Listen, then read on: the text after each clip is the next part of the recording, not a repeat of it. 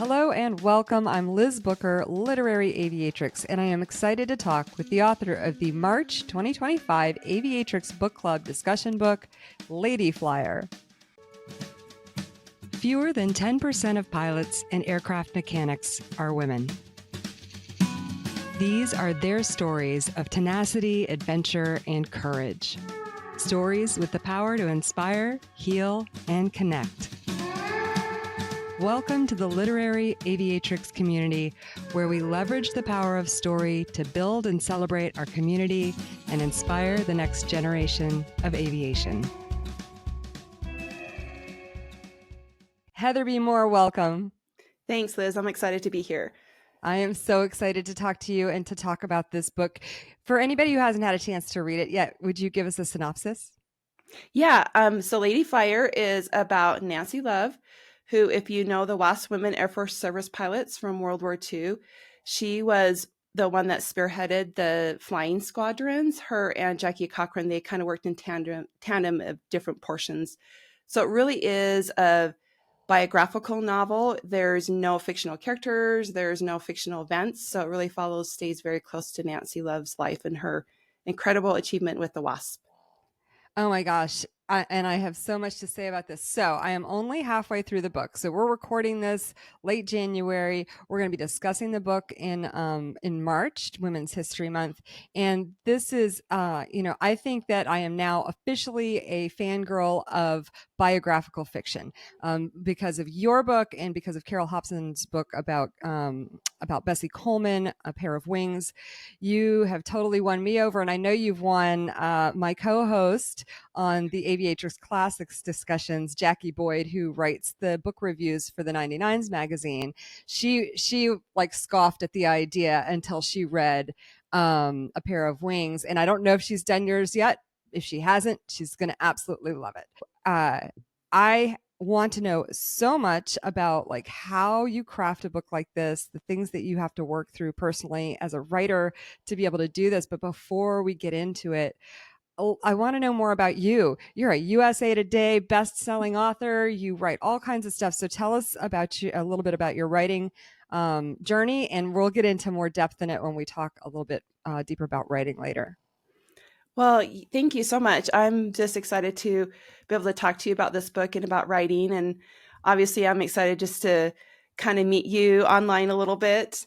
I started writing when I was 30, and I was always just a huge reader. And I was helping my grandma do her personal history.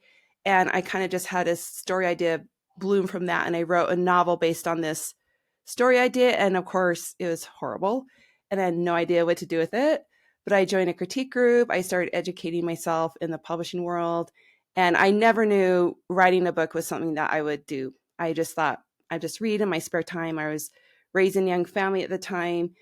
Anyway, so one thing led to another, and I wrote a couple more books, and I finally got one published. And I just have always loved to read historical fiction. I've loved to just learn and as I read, and so I kind of gravitated toward that in writing as well. And it's just been a really interesting, amazing journey. And I think the best part about it is just meeting people in the industry and becoming friends with people that I just look up to and admire. Well, that's amazing. And I want to hear a little bit more about some of your recent work, at least the ones that you want to talk about. But let's get into this one. So I'm dying to know, what inspired you to write this book? That is such a good question. I get that question a lot. So my publisher asked me to do a World War II novel a couple years ago, and it's based on a true story of a woman that I interviewed who was living in Indonesia as a child when Japan invaded and put all the Dutch people into internment camps. So she spent 3.5 years in internment camp. And so I wrote a story called Under the Java Moon.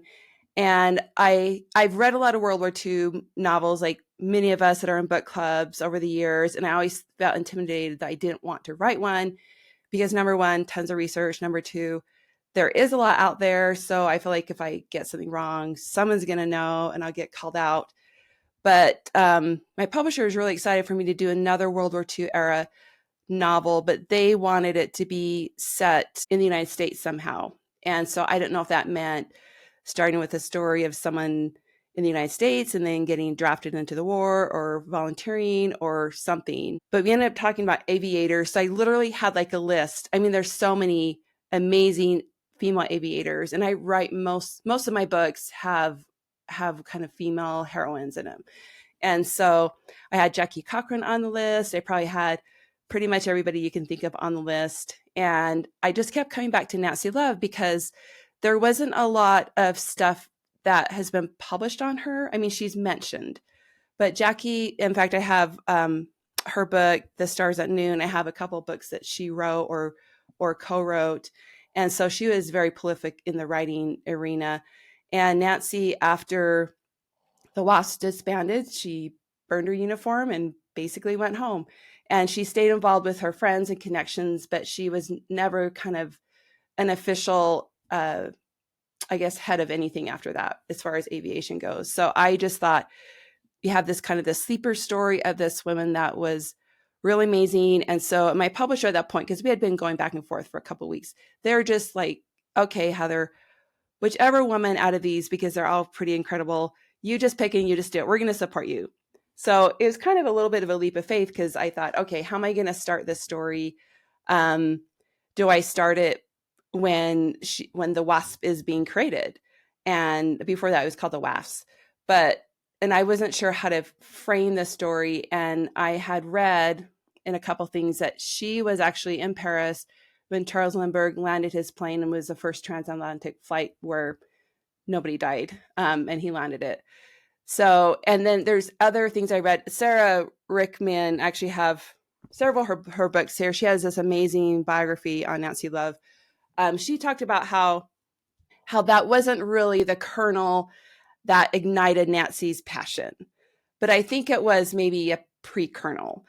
And then it wasn't until she was 16 that she went up with a barnstormer, and that's when she really, I mean, she experienced flying, and she was in a small plane, and she just was hooked from that moment on. So I thought, okay, I'm starting her as a young woman, and I have to take her all the way through, the end of the WASP, World War II, kind of have a little bit of a nice wrap up there. And so I was looking at, over, I think what's that, like 15 years this story covers. And so that was a little bit of a challenge trying to figure out how to structure a book where it continued to flow and continued your interest. You don't feel like you're really like missing out too much. Well, from what I've read so far, and what I wanted to say about the fact that I'm only halfway into it is that I can't spoil anything toward the end. Not that we're like you said, she's mentioned in the story of the Women Airforce Service Pilots and the Women's Auxiliary Ferrying Squadron, which was the predecessor that Nancy was working with.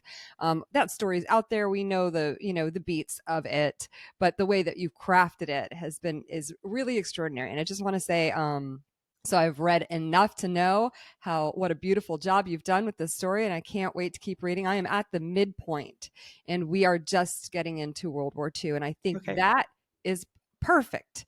I think Yeah. like the way that you've crafted this story, the way that you started. First of all, I was sitting there. We know about Charles Lindbergh. We know about the impact that had on the world and on Right. aviation. I mean, it was just everybody was in awe and inspired by this incredible accomplishment. But I haven't personally had the opportunity in my readings to be there. And you Yeah. took me there. And that was a whole different level of appreciation.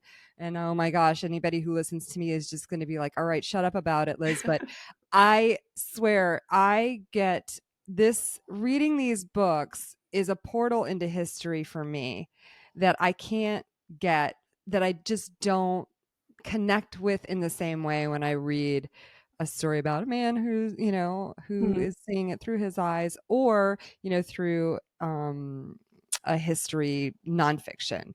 Yeah. Now, so going back to this whole idea of narrative nonfiction, we've read some really good ones, and you cite like Keith O'Brien's Fly Girls, which I think Mhm. is beautifully Yeah. done. But I also just think maybe it's because I have been a fiction reader since a child, and I've always loved that you just give me so much more through this biographical fiction. And so that's why I'm such a huge fan of it. So I love that you brought up the Charles Lindbergh thing. What a great, because I was Mhm. like, is this true? And then, Mhm. and so I didn't like, I actually did try to Google it and I couldn't really find anything. And then as you continue in the story, you hit so many things that I know are true that you start to gain credibility with me, and like I'm like, oh well, maybe that has to have been true then if she put Mhm. that in there. So that's so neat to hear. Well, I want to hear maybe just a little bit. I mean, you said that you didn't because I haven't gotten to the Jackie bits yet. And I Yeah. can't wait to see what you do with her. But but I'm wondering, like you mentioned that, well, there's a lot that she wrote out there and there's a lot written about her, but Mhm. can you say a little more about like where you stand on these two? Yeah, I mean, so it's hard because I feel like when you're reading someone's personal biography is a little bit of a unreliable narrator because it's going to be, your point of view. And the amazing thing is Nancy and Jackie, they both had very similar visions. I wouldn't say the same vision, but they were both headstrong in their other way. Where Nancy was actually more introverted, but she was still a strong leader. Where I feel like Jackie was more extroverted, but she also really took care of people. There's so many instances that, and some of them are highlighted in my story, but just looking into research on her, where she bought the silver wings, she bought people's uniforms, Mhm. she paid for funerals, when they had terrible accidents, and she was and there was things that happened that where a plane was compromised on purpose, and so she would cover that up from the media because she's like, I don't want any bad press. But she was definitely talking to her superiors, but she was keeping things so they would be as professional as possible and as safe as possible for the woman. So she was definitely a protector. I think she was kind of let down by some of her superiors because she was over serene in the British, the ATC, and when these decisions to start the WAFs were made, and so Nancy was there, she was ready, and by the time Nancy flew home from Europe, she found out the ball was rolling, and she had been made promises that weren't kept, so she had kind of a little bit of a chip on her shoulder. But Right. then when her and Nancy started meeting and going over things, there definitely needed to be two women in that space because the program is just going to explode. Yeah. Yeah, I can't wait to see how all that unfolds in your story too. And so tell us about the research. Where did you Yeah, start, and what surprised you, and where did you get your information? I mean, you've already mentioned Sarah Byrne Rickman's book, which yeah. I was going to bring up, but where else did you go? Yeah, so that's a good question. So probably should say I'm not a pilot. I've only been a passenger. There is some aviation and military history in my both sides of my in-law side of the family and my extended family. My daughter has been in pilot training. She's in pilot school, and so obviously there's that interest and there's that knowledge there. But starting to write a book and knowing that people that are pilots um, may or may be reading this and being, thinking, I don't want them to be in chapter 2 and say, oh, that's so inaccurate, I'm throwing this book out the window. And so I definitely felt this responsibility and maybe a bit of a burden to get things right. So the first thing I did was go on Amazon, go on eBay, and start looking at biographies. Anything, first of all, to do with Nancy Love, anything to do with the WASP, World War II aviation. But I realized that I really couldn't just dive into 1939 or 1941. I had to start with World War I, and when the planes were being developed and the whole industry of these planes going through all these experiments and all these like there, and just like for instance, I was looking on YouTube trying to say how did they start those planes with the propellers, and just they had that, and I don't know what to call it right now. I probably did when I was researching it, but I was like watching these online. I'm like, how do I explain this, and how do I word this, and what words do I use? I mean, there's only so much you could research. And so I do have a book here. Like I mean, there's a bunch of them. This is by Katherine Sharp Landdeck, the one with silver wings. And all these Mhm. books just became like a treasure trove to me. And if there was an audio or download audio, so just as I was going about my day, I was just listening and just becoming immersed in it. Not that I thought it was actually going to totally stick in my head, because that's what reading and this might sound pretty horrible. I'll show you this book, the originals. I know not everybody is watching this, Yeah. but I was doing the unthinkable, marking up a book. Oh, I mark up all my books. Yeah. I mark up all my And so I books. was marking up books, and then it also, And the originals, by the way, is also by yes. Sarah Byrne Rickman. And in my Yes. interview with her a few years ago, when we were highlighting the women who flew for their countries during World War II in March, she said, if you want to start, there's a starting point in her collection Mhm. of books anyway. It's the originals. And she told us all to start with that. Yeah. Anyway, go ahead. Yeah. And it's definitely a good book, because you're getting just a really good overview, and you're getting highlights of the original women that were flying for the Army. And also, the other thing I did is I would also buy the books on Kindle. So some of these books are older, so they don't have Kindle versions, but it really helped me if I'm like, oh my gosh, I remember this one thing happened, but I can't remember where it is in the book or something. And I can just do a search on Kindle and find it. And then I could maybe use a quote or whatever. And I do include chapter notes and a bibliography in my book as well. That's so great. What was the hardest thing? I think the hardest thing, honestly, was trying to like be in the flying scene, because I felt like these were the scenes that to me need to be the most accurate. Even though I know it's historical fiction, it still needs to be accurate.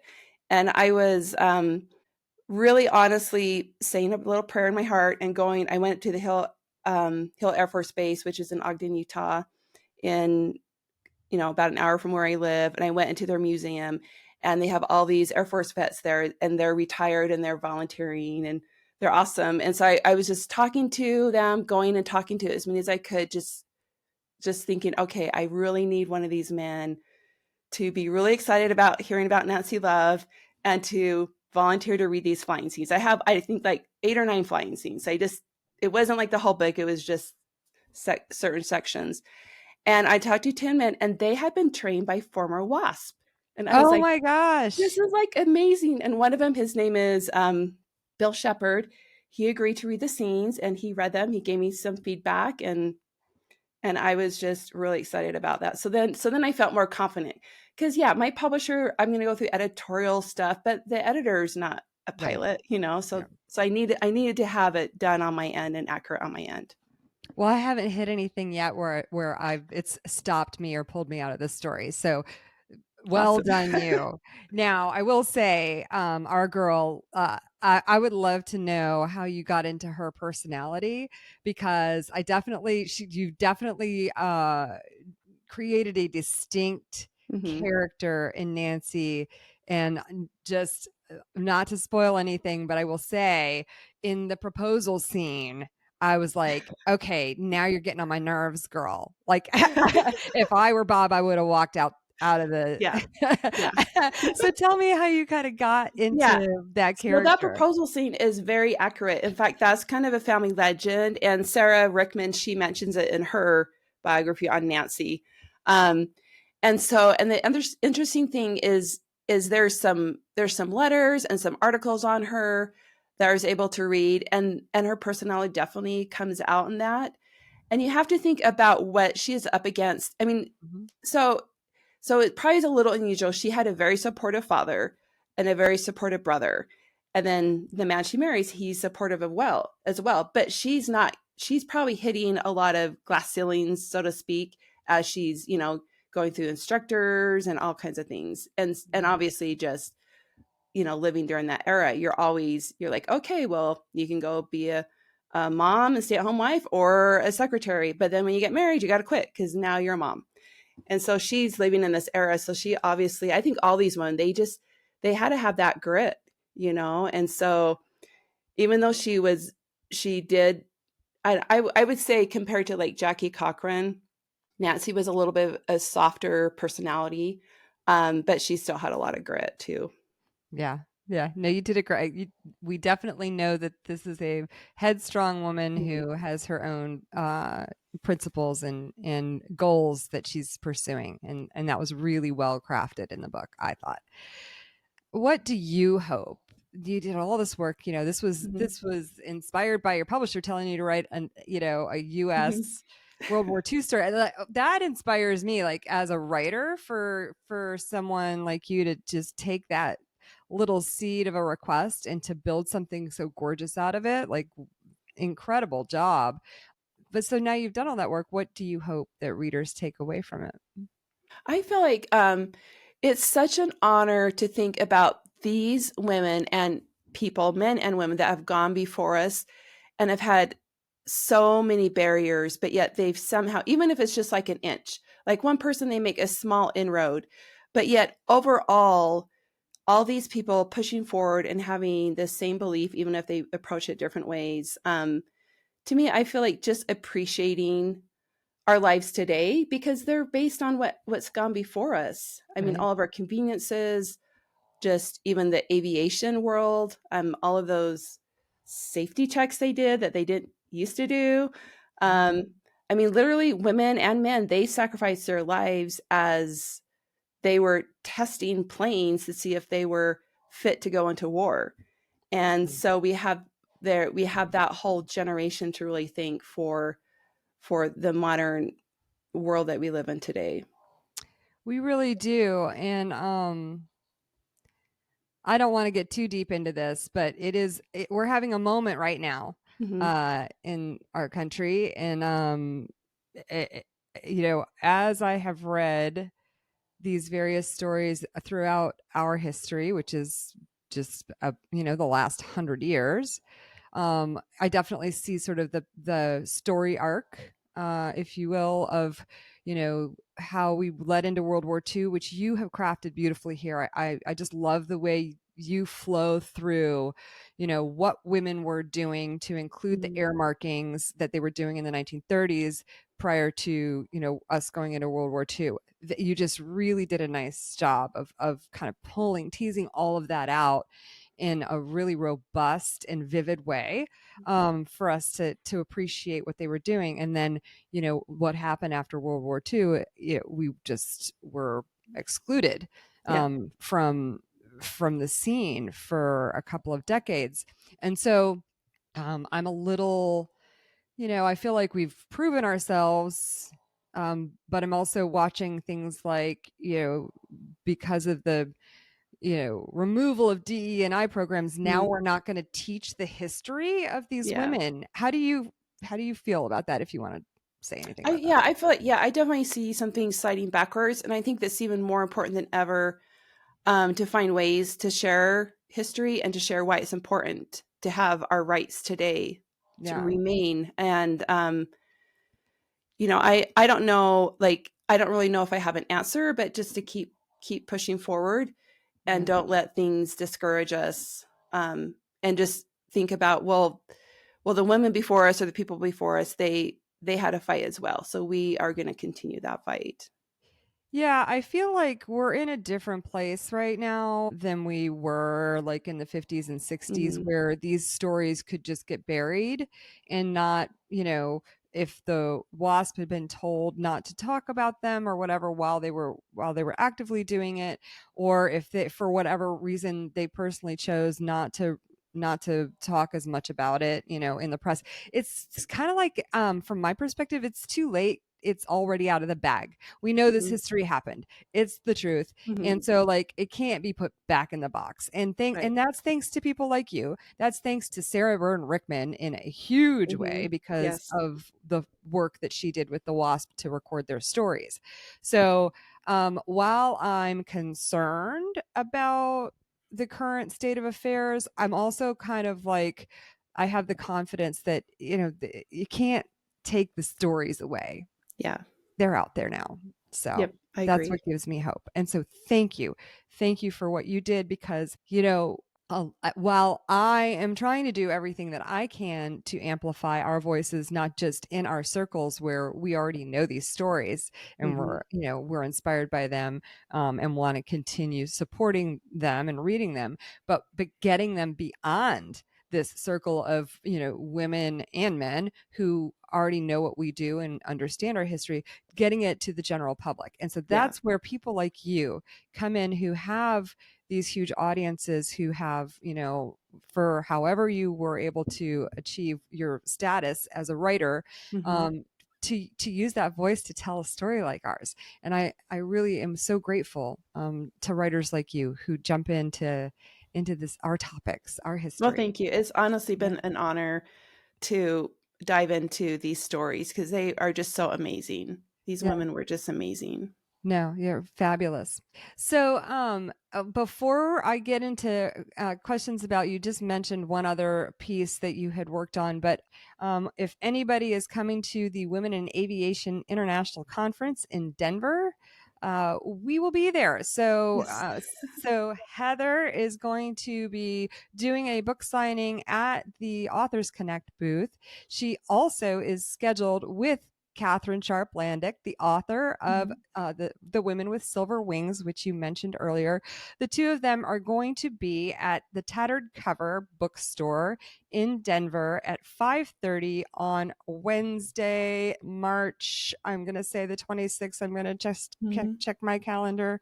Yes. So on Wednesday, March the 26th, you can check them there, and hopefully they'll do a little presentation and have a book signing there. So please come by and see them, and then also come meet our volunteers at the Authors Connect booth, because Heather's daughter Kara will be there working with us to support all the authors. So we're super excited about that.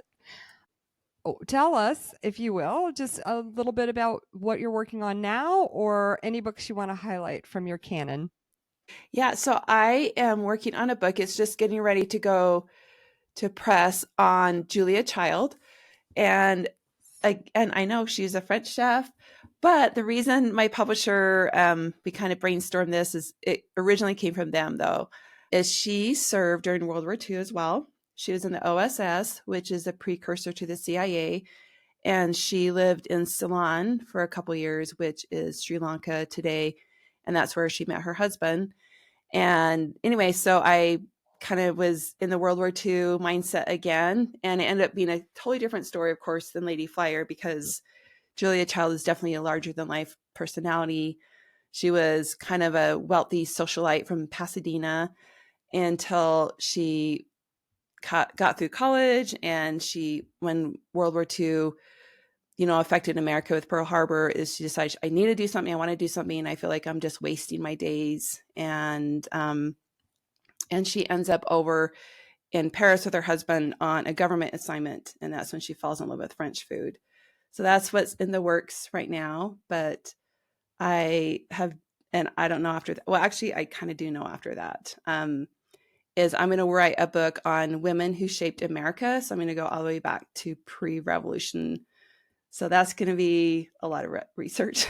Oh my gosh, that's so great. I can't wait to stay tuned to that story. And then what you're telling me about the Julia Child story, I'm like over here squirming in my seat, because I'm just so excited about any of these stories that feature, especially the women who were doing kind of Mhm. special forces and intelligence stuff during the war, and who maybe don't, come top of mind when we think about special forces and Yeah. intel, and people like you, and then Elizabeth Ween with her code name Verity, bringing that history to Yeah. light, because that's what they did, you Yeah.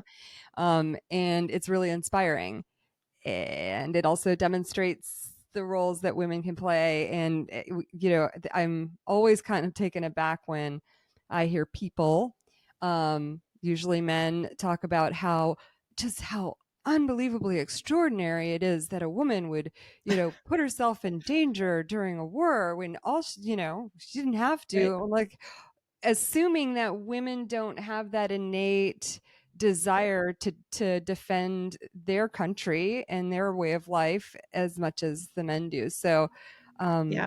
thank you for pulling those stories out and putting them out there. Just a feminist over here. Can't help it. Sorry. Yes. Yes. Thanks. Well, Heather, this is amazing. I want to talk just a little bit more in depth about writing and the craft of this. Is there anything else you wanted to talk about before we move into the writer's portion of this? Nope. Well, thank you so much for your time. Thank you so much for the effort, and thank your publisher for making this a priority. I mean, that's amazing job. So the publisher, I think, is Shadow Mountain. Is that right? Yeah. Yeah, Yeah. that's Shadow incredible. Mountain. Yeah. Yeah. Okay. Well, thanks. Good job, Shadow Mountain. We appreciate you. Keep telling our stories, and maybe I'll have some other writers I can send your way. Right. I'll see you in Denver. Thanks so much for listening.